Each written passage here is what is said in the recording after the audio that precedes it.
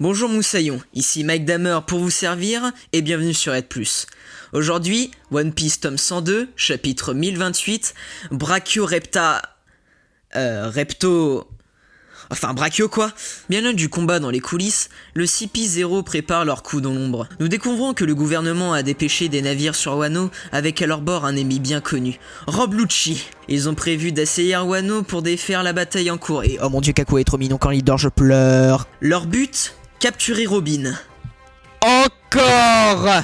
D'un autre côté, Yamato revient sur l'île dans une forme louve très sexy, et de l'autre, Sanji se fait péter le fiac, mais il remarque que son corps change. Puberté à 21 ans normal, Queen décide d'utiliser toute sa puissance en devenant... un ver de terre. Bref, après être devenu l'un des êtres les plus horribles de tout One Piece, Sanji arrive à se dégager en format A4 et réalise que sa puberté est due à son éveil de capacity dû à son sang de Vinsmoke. Queen en profite pour le ramener à la réalité, mais Sanji lui montra qu'elle était tout autre, avec un simple Aïe.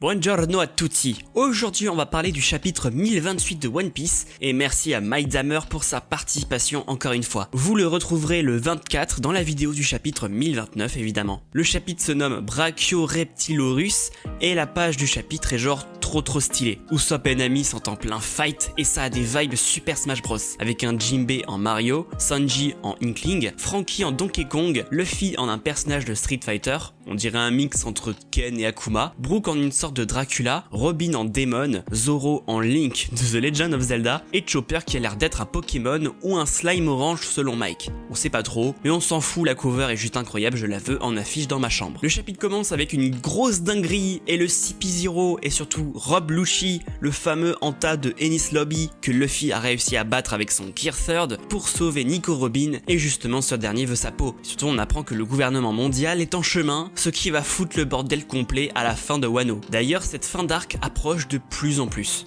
On aperçoit aussi la forme louve de Yamato, ce qui est vraiment génial. Passe du côté du combat entre Queen et Sanji, ce qui est vraiment pas mal, et on nous montre le fameux Brachio Reptilorus qui peut se détacher de son corps et devenir une sorte de reptile, et le bas du corps devient un tank. En réalité c'est Sanji la star de ce chapitre, il maîtrise enfin le pouvoir de sa famille et devient insensible aux attaques physiques. Il se prend de plein fouet un sabre dans la gueule et rien ne se passe. Franchement cette fin de chapitre est incroyable et ça annonce encore une fois du lourd pour la suite. D'ailleurs on pourrait en déduire qu'il peut enfin utiliser son pouvoir d'invisibilité sans sa tenue vu qu'il commence à développer les pouvoirs des Vinsmoke.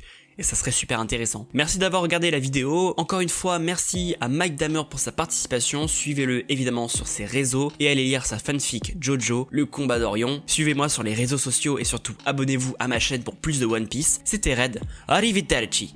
La bise les gens.